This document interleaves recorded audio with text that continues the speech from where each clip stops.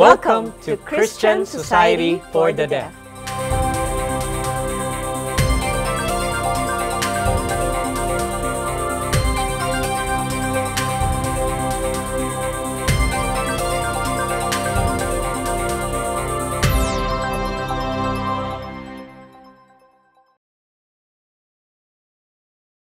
Magandang araw po sa inyo, mga mahal po naming mga viewers. Magandang araw din po sa inyo, kapatid na Jerlian.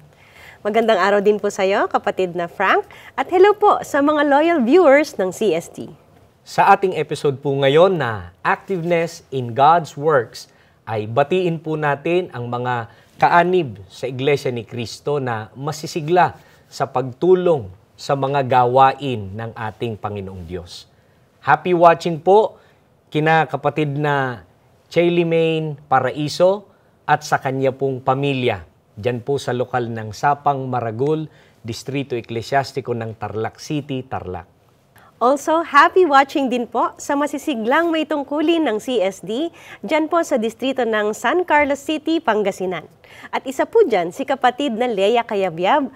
At diyan naman po sa Distrito Eklesyastiko ng Palawan North, si kapatid na Jesseline Oliva. Sa lahat po ng mga kapatid dyan sa nasabing distrito, happy watching po sa inyo. Kapatid na Jerlian, meron tayong 3 kapisanang pansambahayan sa Iglesia ni Cristo. Ito ang buklod na para sa mga kaanib sa Iglesia na mayroon ng asawa at ang kapisan ng kadiwa at binhi. Sa taong ito po ay ating ginugunita at ipinagdiriwang ang ika-50 anibersaryo ng 2 sa mga kapisanan ng Iglesia ni Cristo. Ito po ang kadiwa at binhi. Ang kapisanan ng kadiwa po, para sa kaalaman ng ating mga manonood, ay para sa mga kaanib sa Iglesia ni Cristo na ang edad ay 18 years old pataas, na wala pa pong asawa. Tama po. At ang kapisanang binhi naman po, kapatid na Frank, ay para po sa mga kapatid natin na 12 years old hanggang 17 years old. At sa atin pong episode ngayon, ay ipapakilala po natin sa atin pong mga viewers ang ilan lamang po sa masisiglang kaanib na may tungkulin sa CSD na kabilang po sa kapisanang nabanggit.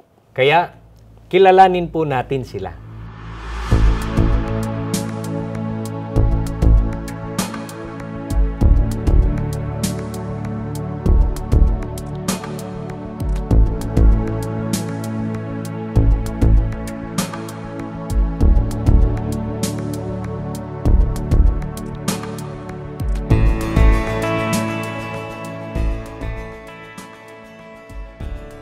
I am a member of the Kadiwu organization, which is now celebrating its 50th anniversary. The activities of the Christian Society for the Deaf are important. These are some of the duties that we will fulfill, where we can see other deaf brethren from different local congregations. CSD conducts many activities through which we can make friends with many deaf. Sa mga aktibidad po sa loob ng Iglesia ni Cristo, ang mga pagsubok po na aming hinaharap sa pagsasagawa po ng aktibidad sa kapisanan at sa CSD po ay yung mga kung paano po ang engagement po sa pagitan po ng deaf community at hearing. Dahil po sa loob po ng CSD, marami pong mga deaf na iba't iba po ang mga culture na dapat pong matutunan ng mga hearing bago po sila makipag-interact.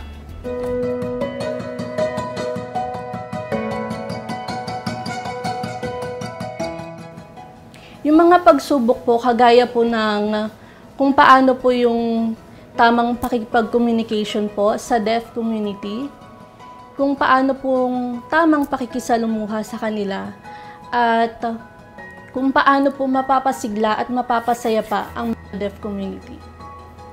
Sa pagsasagawa po ng mga aktibidad, isa po sa mga pagsubok na aming hinaharap ay yung mga malalayo po ang mga sakop po naming deaf. At kahit na po malalayo po sila, ay sinisika po nilang makarating sa area ng aktibidad. Para po malampasan yung mga pagsubok na aming nararanasan dito po sa distrito ng Kamanava, sinusubukan po naming mag-seminar bago po ang aktibidad. Meron po kaming pagpupulong kung paano po yung magiging proseso ng aktibidad na aming isasagawa po dito sa aming distrito. Kasama po ang mga kapisanan at mga may tungkulin po sa CSD. Nagtutulungan po ang bawat isa para po matutunan po nila at maituro sa deaf community kung paano po makipag-interact sa bawat isa. One part of these activities is the Basic Sign Language Seminar, where we learn a lot that give us happiness. The alphabet is also being taught. We learn different words as well. The Hearing Brethren help us deaf people to learn more words. We were inspired by what they do. There is also CSD Care, where we meet many deaf people. This is how the church helps us, love us deaf people. Here we meet many deaf people.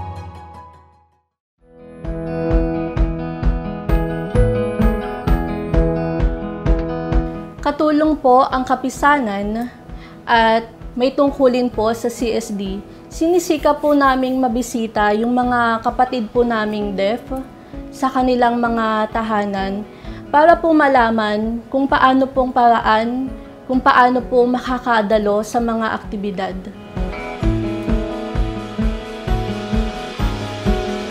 Kabilang na rin po dito yung paghahanda po ng masasakyan ng mga deaf patungo po sa pagdadausan po ng aktibidad. Sa ganun pong paraan, nakikita po kung paano po ang paglinga po ng mga kapisanan at may tungkulin po sa CSD sa mga deaf para po sa lalo pang ikasisigla ng deaf community.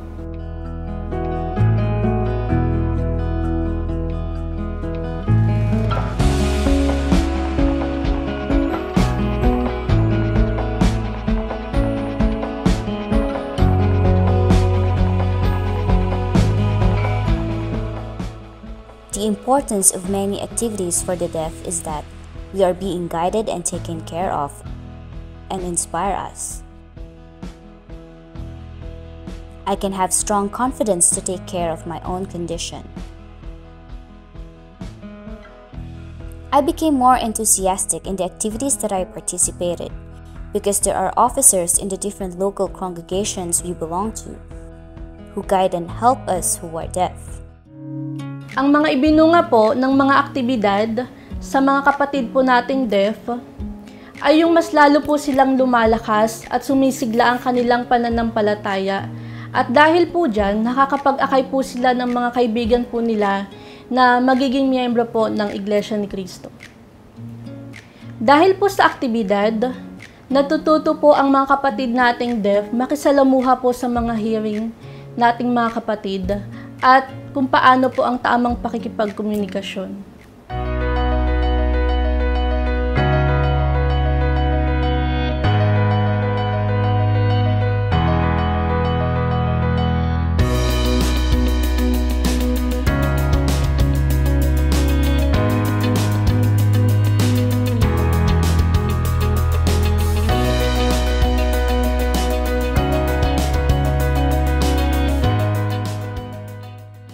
Many various duties or responsibilities in the deaf community inspired me.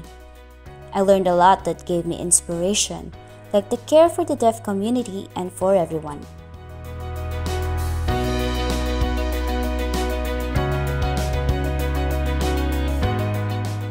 Thank you very much to our Executive Minister, Brother Eduardo V. Manalo, for establishing the organizations such as the Binhi, Kadiwa, and the Christian Society for the Deaf, and for your care. I will be more zealous to serve the Lord God every day of my life. Even if there are trials, someone is ready to help me.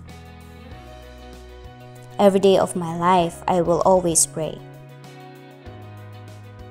I will be more zealous and strong in my faith and in my service to God.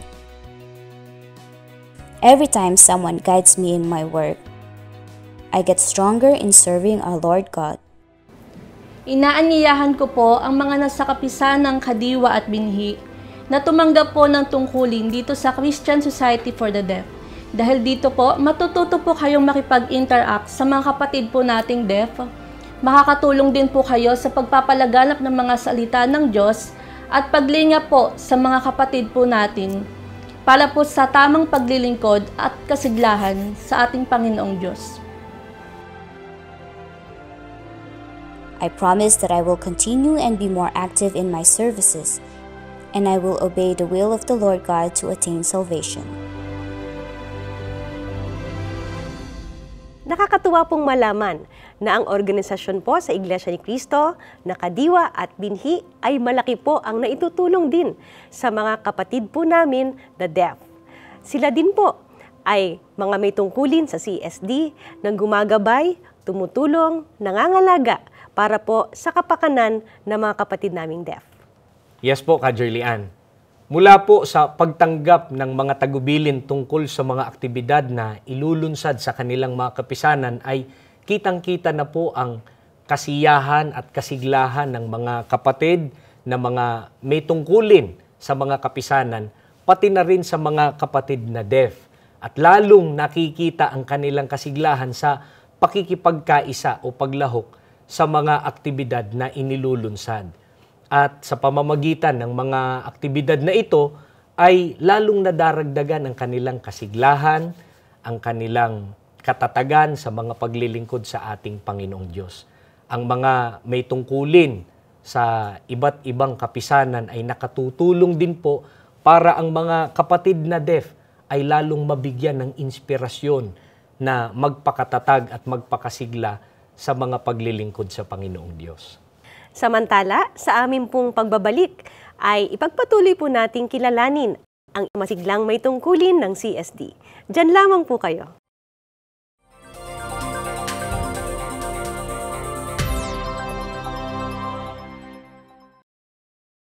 Kanina po ay nakilala po natin ang dalawang may tungkulin sa CSD. Kapatid na Frank, sino pa po ba ang ating nakapanayam? Siya po si kapatid na Zyron de la Cruz mula po sa distrito ng Camanava. Kapatid na Jerlian, alamin po natin mula po sa kanya kung ano po ang kanilang mga naging aktibidad at ang mga plano po nilang mga aktibidad para po sa CSD. Panoorin po natin siya.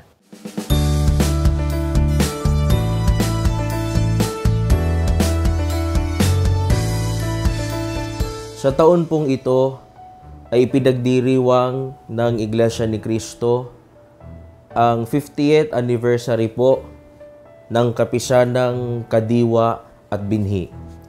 Ang Kadiwa po ay ang mga kapatid na ang edad ay 18 years old na wala pang asawa. Ang kapisanang Binhi naman po ay ang edad 12 years old hanggang 17 years old. Ang naging bahagi po ng kapisanan para sa lalong ikasisigla ng mga kapatid na deaf ay ang pagsama sa lahat ng aktibidad na ginagawa ng kapisanan para na sa gayon sa lalong ikasisigla po ng mga kapatid na deaf.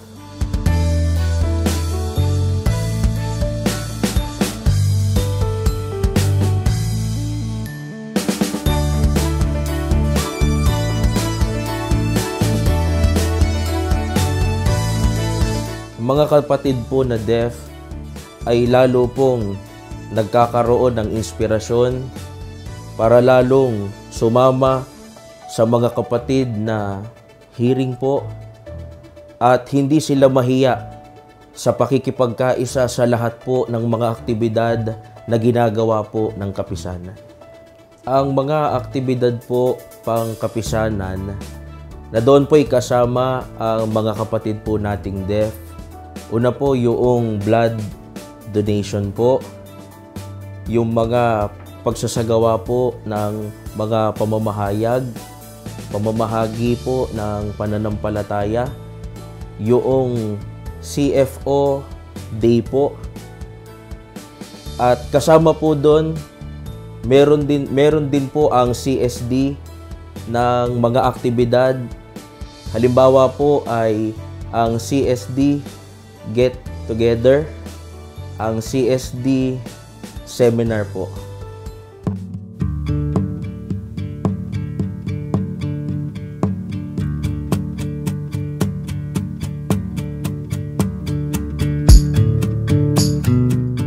Ang isa pa po sa halimbawa ng aktibidad po ng CSD ay ang INC Museum Tour po, nakasama ang mga officers po ng CSD.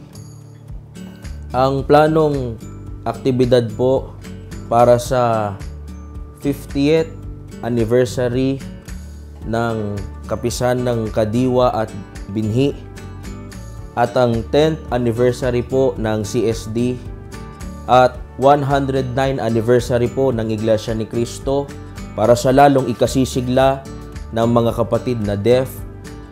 Magsasagawa po ng malaking pamamahayag ng mga salita ng Diyos at kasama po diyan ang medical mission po. Ang medical mission po hindi lang para sa mga kapatid na hearing at deaf, kundi para po sa mga hindi kaanib sa Iglesia ni Cristo upang matulungan sila sa pangangailangang medikal po.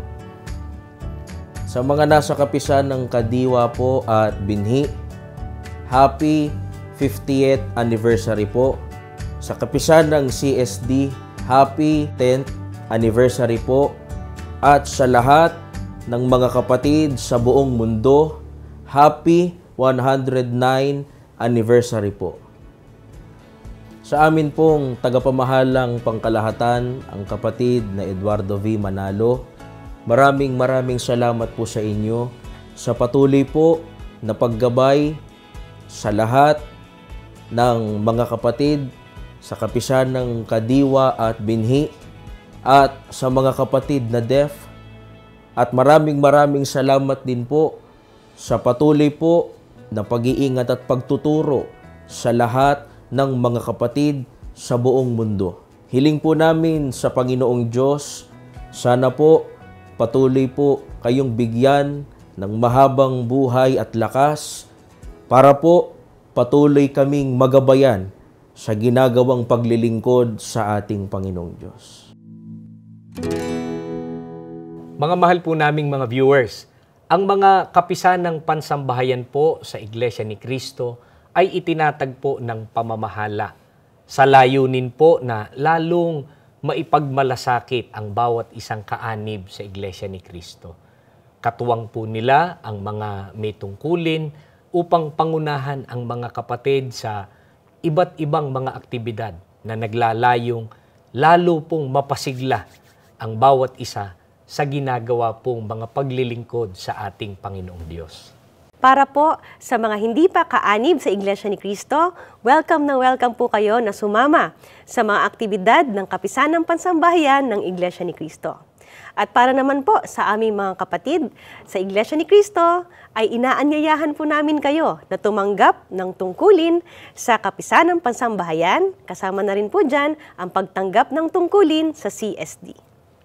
Maraming salamat po sa inyo, kapatid na Jerlian, at maraming salamat din po sa inyo, mga mahal po naming mga viewers. Maraming salamat din po sa iyo, kapatid na Frank. At sa mga nais pong mag-aral at matuto ng sign language, ay i-download nyo lamang po ang aming app, available through Android and iOS. Nasa 8,000 words po ang pwede nyong matutunan sa app na yan. At para po kayo ay patuloy na maging updated sa mga events at activities ng CSD, i-follow nyo lamang po ang aming Facebook page. Ganon din po ay i-follow po ninyo kami sa Instagram, just type CFO_CSD. At kung may na-miss po kayong episode ng CSD ay mag-subscribe po kayo sa aming YouTube channel /Christian Society for the Deaf. And don't forget to like, subscribe, and share our posts too. At para naman po malaman ninyo ang iba't ibang mga aktibidad ng mga kapatid naming deaf at ang mga proyekto para sa kanila ay i-search nyo lamang po ang website ng Iglesia ni Cristo para rito. Just type signlanguage.iglesianicristo.net. Sa aming mga kababayang deaf at sa inyong pamilya, sana ay patuloy po ninyong tangkilikin ang programang nilikha para sa inyo. Ito po ang Christian Society for the Deaf. Don't let the world influence